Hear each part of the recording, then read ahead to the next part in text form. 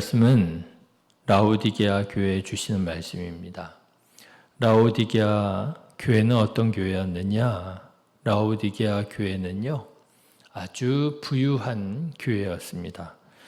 라오디게아라고 하는 도시 자체가 아주 부유한 도시였거든요. 금융으로 아주 유명했습니다.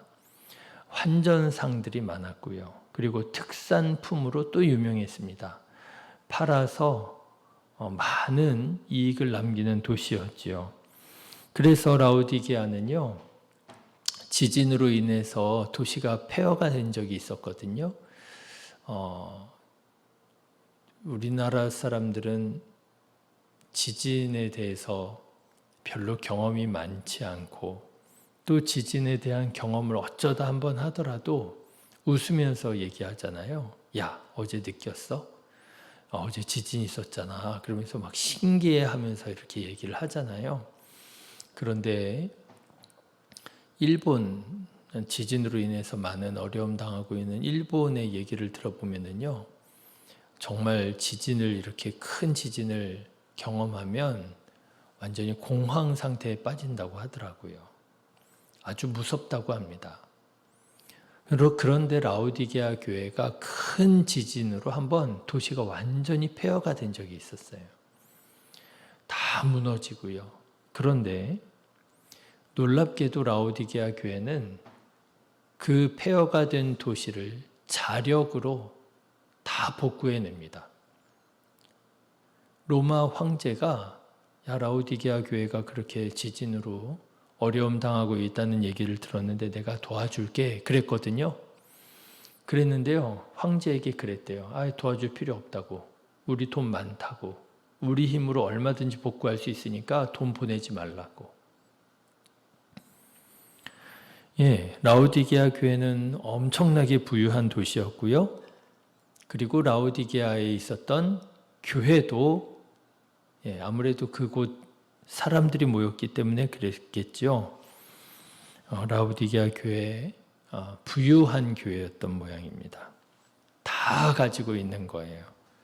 자기 집도 있고 차도 있고, 그런데 차도 한 대가 아니라 2대, 3대씩 가지고 있고, 옛날에는 마을마다 TV가 한 대 있었다면서요. 그래서 무슨 아주 중요한 무슨 행사가 있으면 TV 있는 집 마당에 같이 모여서 TV 봤다면서요. 그런데요, 라오디게아 교회는 아마 그런 교회였을 거예요. 성도들 집집마다 TV가 한 대가 있는 게 아니라 방방마다 한 대씩 다 있는 아주 부유한 도시였을 것입니다. 지난번에 라오디게아 성지순례 때 갔었잖아요. 제가 혼자 배낭여행 갔을 때만 하더라도 허허벌판이었어요. 돌무더기 몇 개 있고 여기가 라오디게아가 있었던 곳입니다. 이런 식이었던 거예요. 그런데 지난번에 갔더니요, 물론 후대에 지어진 교회이긴 하겠지만 라오디게아 교회를 발굴해놨어요. 그런데 얼마나 화려한지 모릅니다. 바닥에 다 모자이크로 바닥을 깔아놓고요. 규모가 어마어마하고요. 엊그제 빌라델비아 교회 말씀드렸잖아요. 빌라델비아 교회는 크기가 한 우리 예배당 정도 된다고. 그런데 기둥만 이렇게 크다고 막 말씀드렸잖아요. 그런데요, 라오디게아 교회는요, 우리 교회보다 몇 배가 더 커요. 그런데 이렇게 부유하고 아름다운 예배당을 가지고 넉넉한 별 문제가 없는 라오디게아 교회는요, 안타깝게도 우리 주님께 칭찬받는 교회가 되지 못했습니다. 칭찬받지 못하고요, 책망만 받게 돼요. 왜 라오디게아 교회는 책망을 받았느냐? 예수님께서는 그 이유를 분명하게 말씀하시는데요, 열심이 없다는 거예요. 15절 말씀 한번 보실까요? 같이 읽겠습니다. 내가 내 행위를 아노니 내가 차지도 아니하고 뜨겁지도 아니하도다. 내가 차든지 뜨겁든지 하기를 원하노라. 뜨겁지도 않고 차지도 않고 그냥 미지근하다는 거예요. 열심이 없다는 거예요. 여러분, 차가우면 차가운 대로 쓸 때가 있잖아요. 여름에 차가운 물 마시면 얼마나 시원해요. 예, 저는 땀나는 게 그렇게 좀 싫어요. 그래가지고 여름이면 샤워를 좀 자주 하는 편입니다. 근데 진짜 더울 때는요, 아무리 시원한 물로 샤워를 해도 이게 뭔가 좀 덥게 느껴질 때가 있어요. 그러면 제가 하는 게 있어요. 시원한 물로 샤워를 한 다음에 시원한 물을 마셔야 되겠더라고요. 이게 속까지 시원해야 정말 이렇게 온도가 내려가지, 속까지 시원하지 않고 겉만 시원하게 한다고 해서 이게 온도가 내려가는 게 아니더라고요.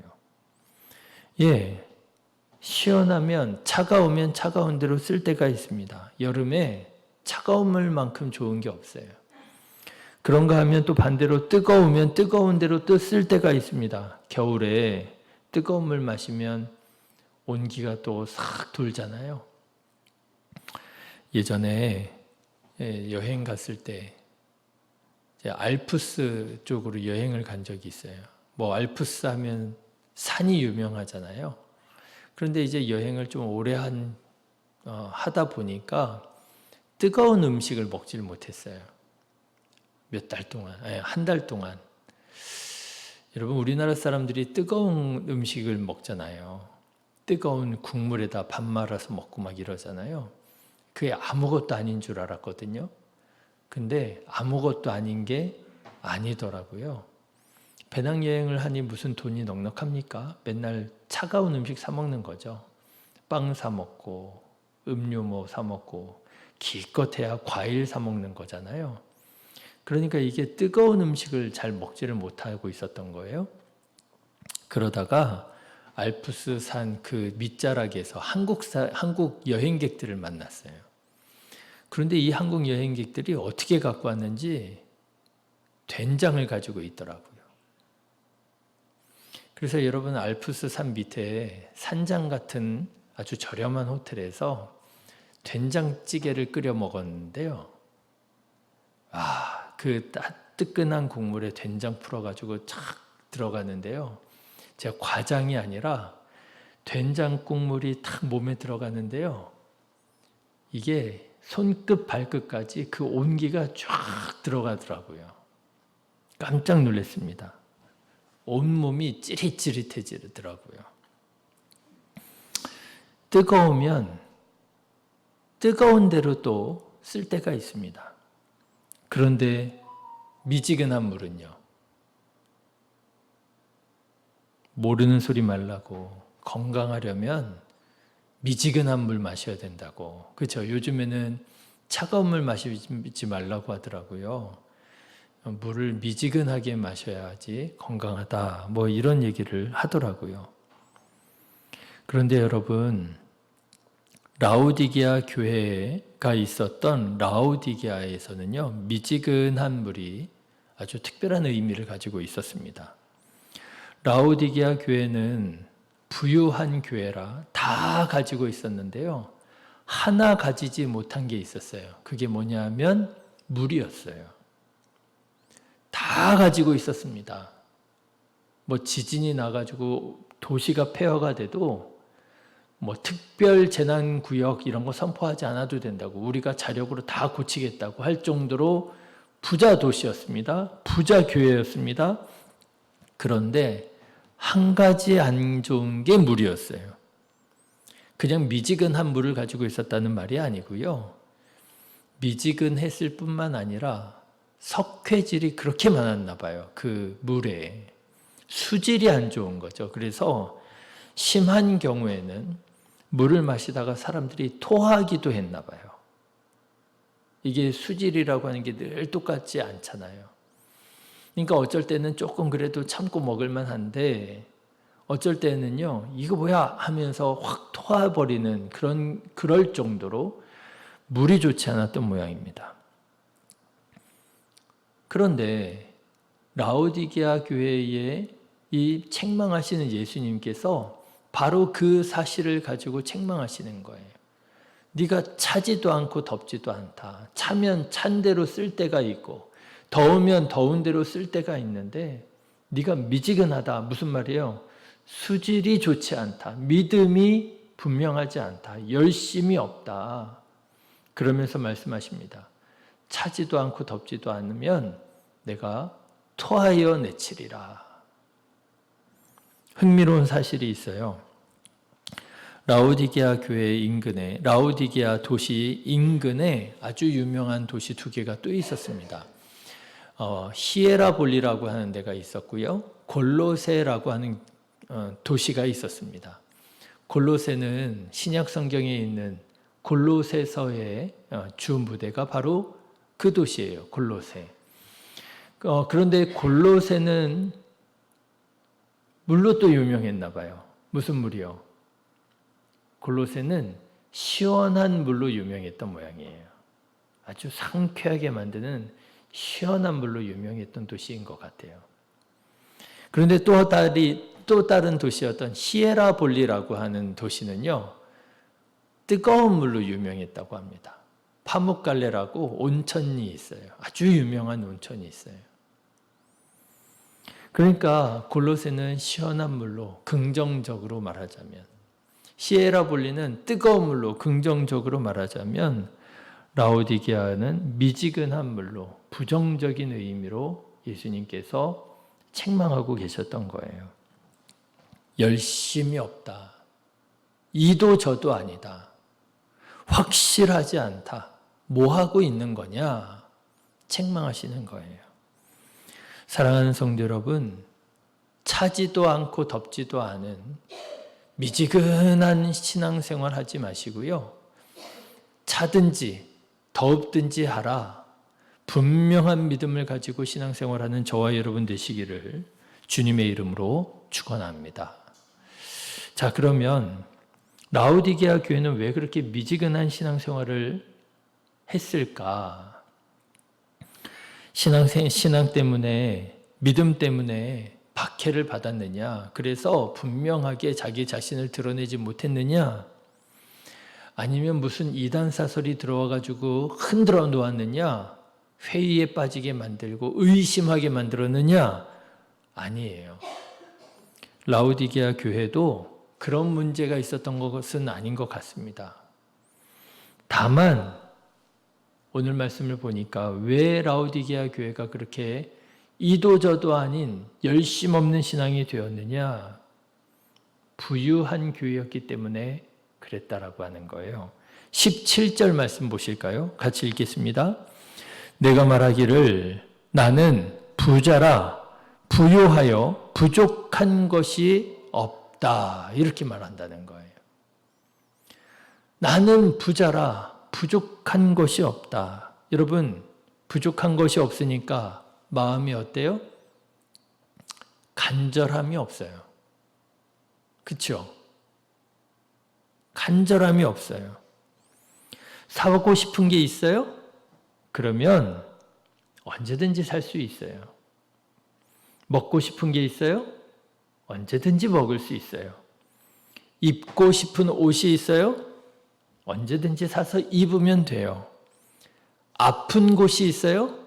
언제든지 병원 가서 치료받을 수 있어요.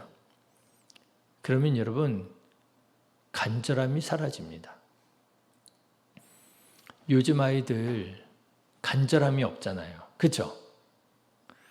뭐 성도님들도 다 이렇게 저렇게 경험하시겠지만 저는 전도사, 목사, 교회학교 이렇게 인도하면서 그걸 많이 느껴요. 애들이 간절함이 없어요. 뭐 저도 이런 말 할 어떤 자격은 없겠죠. 우리 성도님들이 뭐 저보다 더 어려운 시절을 사셨으니까. 근데 저에게도 어린 시절 생각해 보면 참 간절함이 있었던 것 같아요. 친구네 집에 갔는데 친구가 집에 딱 들어가자마자 냉장고에서 치즈 한 장을 딱 꺼내서 먹는 거예요. 이 나쁜 친구가 지만 먹더라고요. 근데 그 어릴 적에 뭐 40년 전인 치즈가 얼마나 귀해요. 맛도 못 보는 거죠.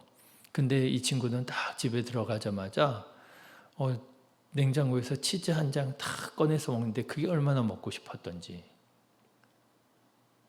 간절하지요. 부족함이 있으니까요.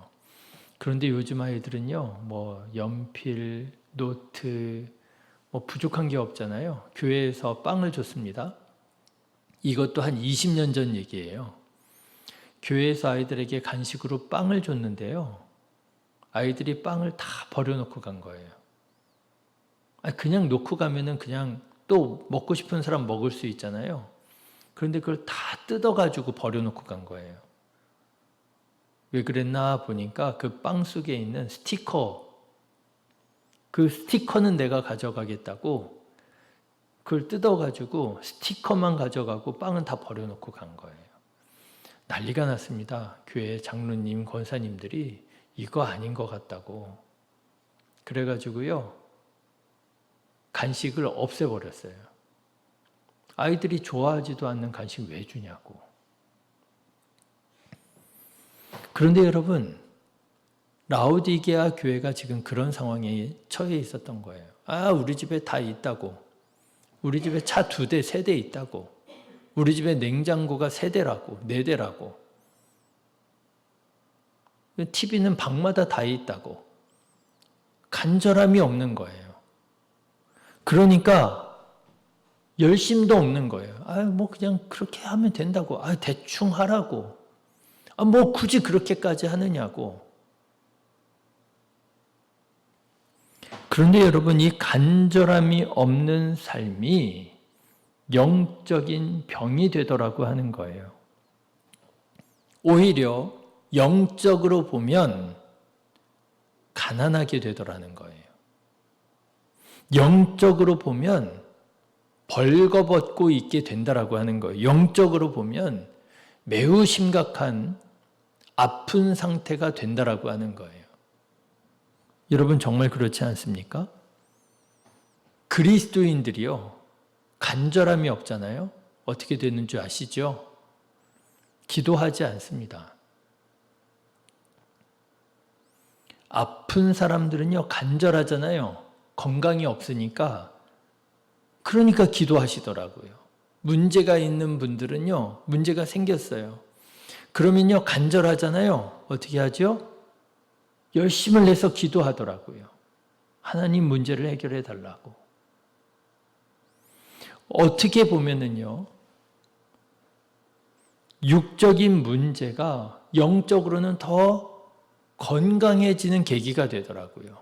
그런데 라오디게아 교회는요, 육적으로 모든 것을 다 가지고 있다 보니 영적으로는 오히려 가난한 교회가 되었고요, 아픈 교회가 되었더라고 하는 거예요. 기도하지 않아요. 부르짖지 않아요. 말씀을 읽지 않아요. 말씀에 순종하지 않아요. 열심을 내지 않아요. 헌신하지 않아요. 봉사하지 않아요. 예배드리지 않아요. 그냥 적당히 해요. 적당히. 그런데 하나님의 은혜로 이 라오디게아 교회가 하나님의 말씀을 듣게 됩니다. 하나님께서 그냥 내버려 두실 수 없어. 그 사랑하는 교회에 향해서 말씀하시는 거예요. 차든지 덥든지 하라. 열심을 내라. 회개하라.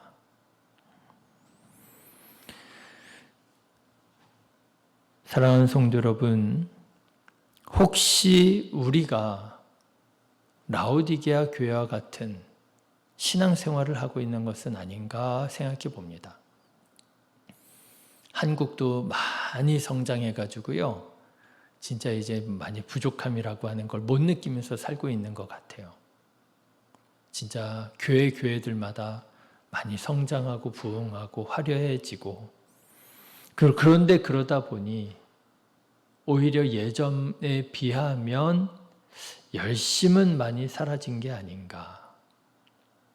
기도도 예전만 못하고, 다른 교회 얘기할 것도 아닌 것 같아요. 그냥 우리 자신을 놓고 생각을 해봐도 지금보다 가난했던 예전에 오히려 더 기도 열심히 하고, 그렇지 않았어요?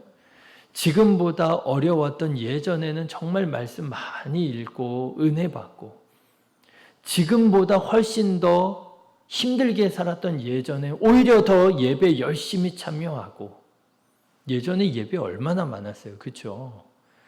뭐 새벽 예배 뭐 당연하고요. 수요일 예배, 금요 예배, 1년에 한두 번씩 부흥회 하면은 또 뭐 한 3일 4일 하고, 그뿐입니까? 무슨 산상성회, 그걸로도 부족해서 막 기도원도 더 찾아가고, 그렇다고 그때가 더 여유로웠느냐? 그것도 아니에요.